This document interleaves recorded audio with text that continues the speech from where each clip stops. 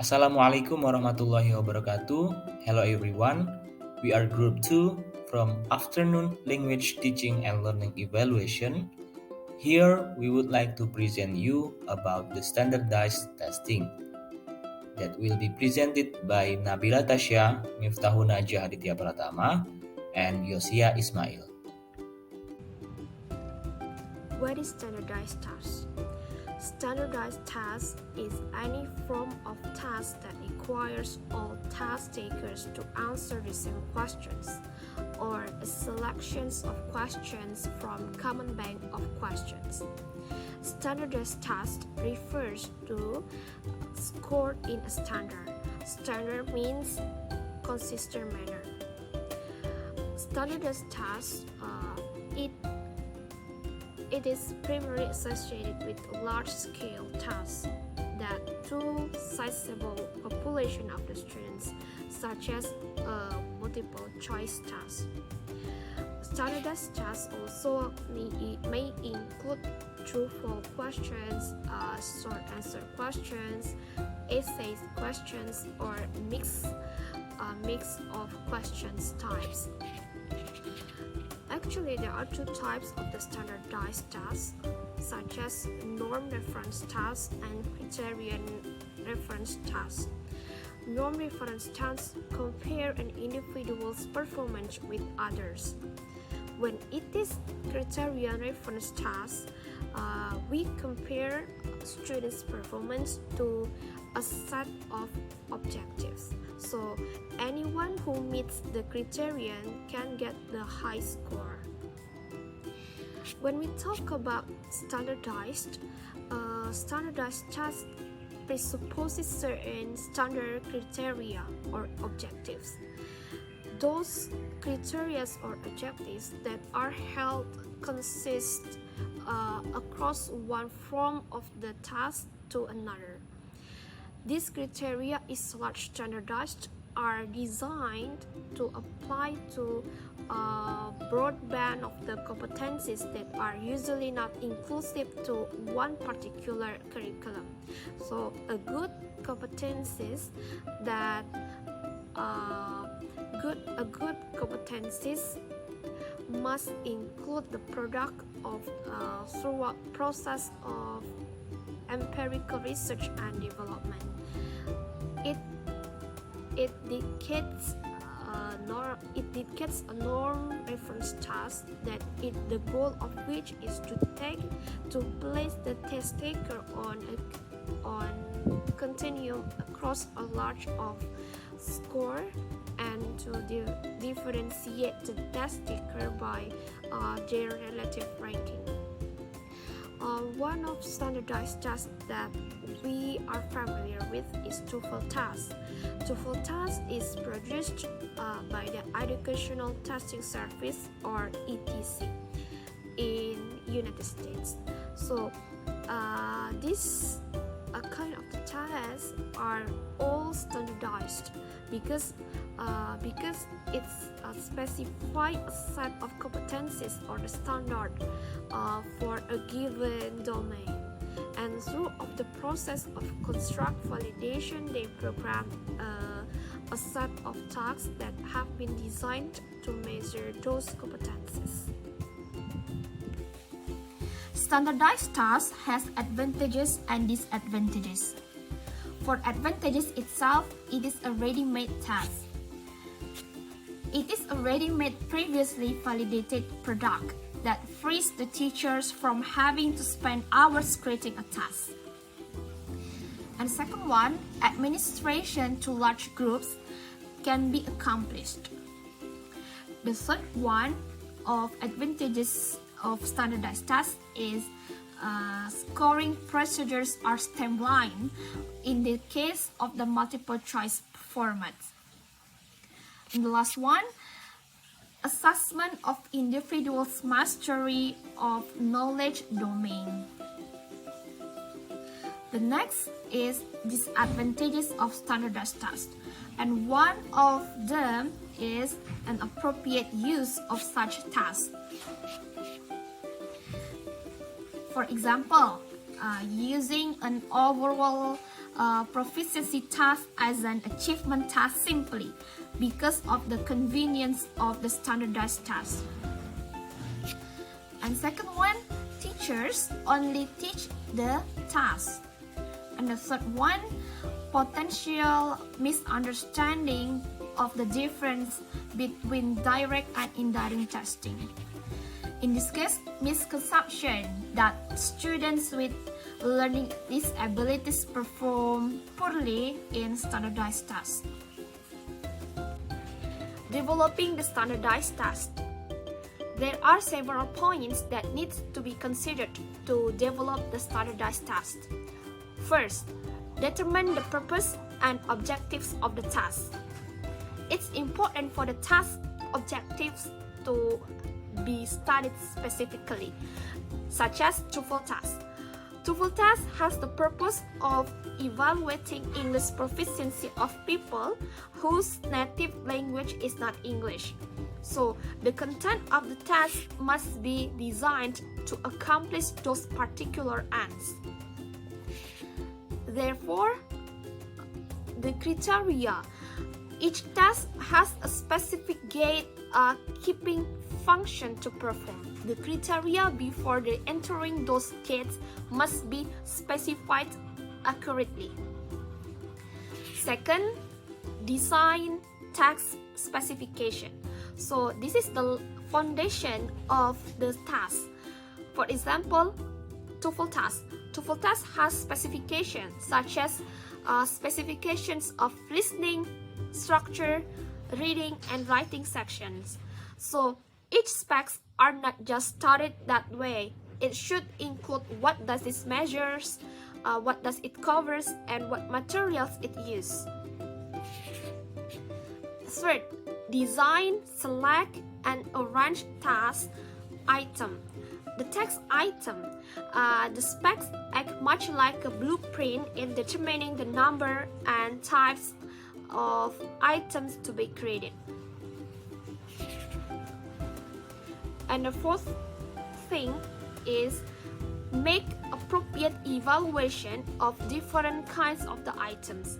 Different kinds of items may include item facility, discriminations, and difficulty. So it is refers to of percent of people who give the right answer. So finding out the percent of people who get the item right in the tryout group. And it is also item discrimination. It indicates the extent to which success an item corresponds to success on the whole task. Furthermore, specifying scoring procedures or formats. So all of which a systematic of the test item in pre-selected arrangement are validated to confirm to spec level of the difficulty. So a task that can be scored accurately and reported back to the test takers and institutions. And last, performing ongoing construct validation studies. And no standardized instrument is expected to be used repeatedly without a registered program of ongoing construct validation. So any standardized task must be accompanied by systematic corroboration of its effectiveness and by steps towards its improvement. My name is Miftahunajah Aditiya Pratama. Next, I would like to explain about the standardized language proficiency testing. Test of language proficiency presupposes a comprehensive definition of the specific competencies that comprise overall language ability. The specification for the TOEFL provided an illustration of an operational definition of ability for assessment purposes. Swaying over multidimensional view of proficiency judgment with reference to three linguistic features. The first is grammar, second is discourse, and the last is sociolinguistics that can assess through responses. The first is oral, multiple choice, and written. Okay, next, this is the traits of second language proficiency that offered by Swain 1990. The first, for grammar, focus on grammatical accuracy within sentences. For the discourse, focus on textual cohesion and coherence. And for the sociolinguistic, it is focused on social appropriateness of language use. And for the method, in oral in grammar, it is structure in interview that score for accuracy of verbal morphology, preposition, and syntax. And oral in discourse, it is like storytelling and argumentation or persuasion. Detailed rating for identification, logical sequence, and time orientation, and global rating for coherence. And oral in sociolinguistic, like role play of speech acts, requests, offers, complaints. It is scored for ability to distinguish formal and informal register. And in the multiple choice, for the grammar, it is sentence level. Select the correct form exercise. It is 45 items involving verb morphology, preposition, and other items. And in the discourse in multiple choice, it is paragraph level. Select the coherent sentence exercise. It is 29 items. And the last, sociolinguistic in multiple choice, it is speech act level. Select the appropriate utterance exercise. It is 28 items. And for the written composition, it is for the grammar, it is narrative and letter of persuasion, scored for accuracy of verb, morphology, preposition, and syntax. And for the discourse in written composition, it is narrative and letter persuasion, detailed rating much as for oral discourse, and global rating for coherence. And the last, sociolinguistic in written composition, it is formal request letter and informal notes that scored for the ability to distinguish formal and informal register.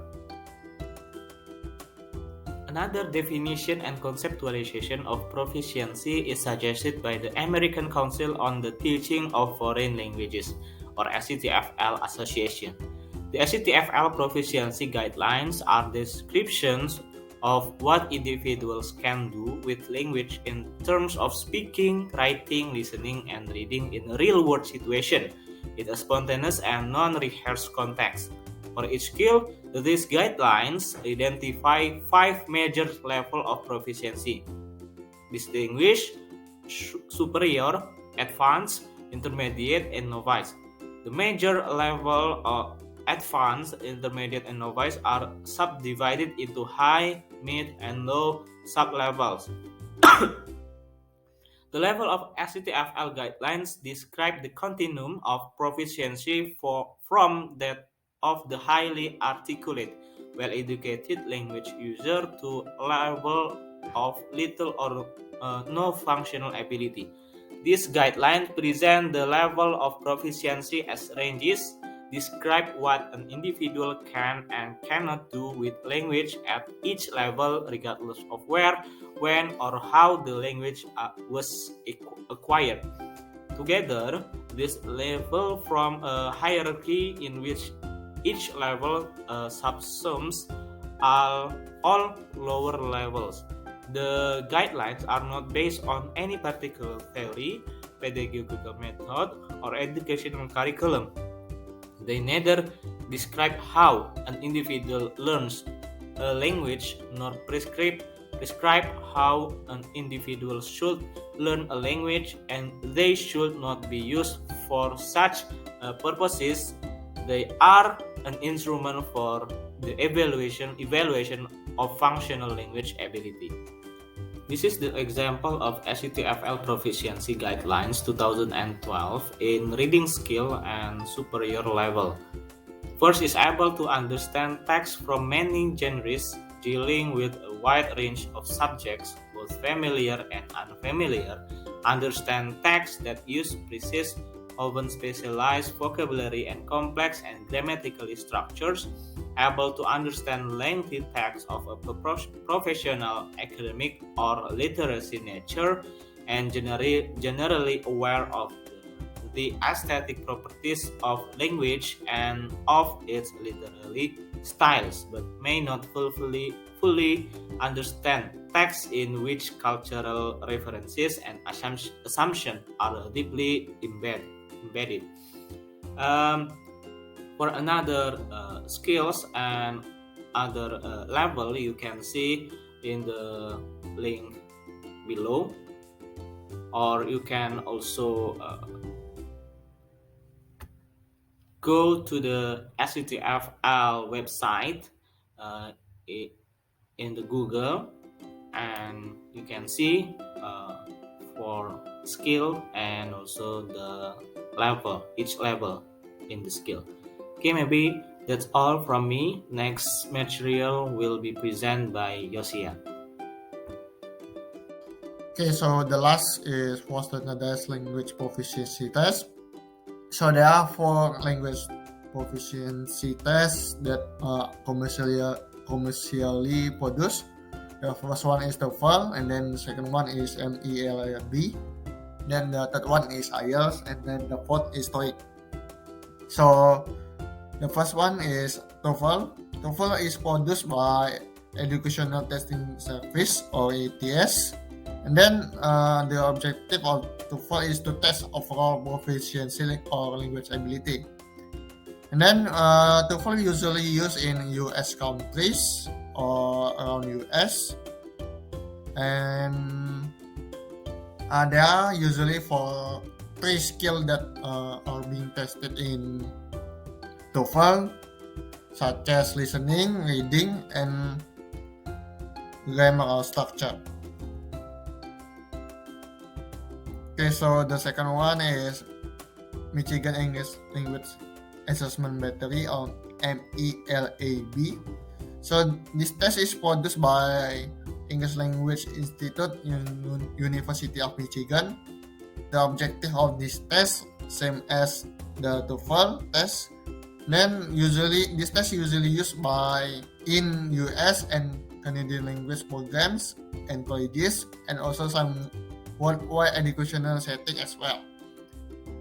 This test consists of three sections. The first one is impromptu essay, and the second one is listening comprehension test, and then the third one is grammar, close reading, vocabulary, and reading comprehension. The third one is IELTS. This test is produced by University of Cambridge Local Examination Syndicate or UCLES, the British Council, and IDP Education Australia. So the objective is the same from the last two. And then IELTS usually used in Australian, British, Canadian, and New Zealand academic institution, and also some professional organization, American academic institution that accepting IELTS for admission and purposes. And then usually IELTS consists of academic reading or general training reading, writing, academic writing or general writing, listening, and also speaking. Okay, the last is TOEIC. TOEIC is produced by the Country Group International, subsidiary of Educational Testing Service. So the objective is the same, and then this test is usually used in worldwide business, commerce, and industry contexts or workplace settings. So this test is usually consists listening comprehension that have for task, the statement, question, and short conversation, and short talks. And then reading that has the task, cause sentences, error recognition, and reading comprehension. And usually the TOEIC is used in workplace settings where English is required for job performance, such as COVID for conference, presentation, sales, ordering, shipping, schedules, reservation, letters, and memoranda. Okay, maybe that's all from us. Thank you for watching and see you. Wassalamualaikum warahmatullahi wabarakatuh.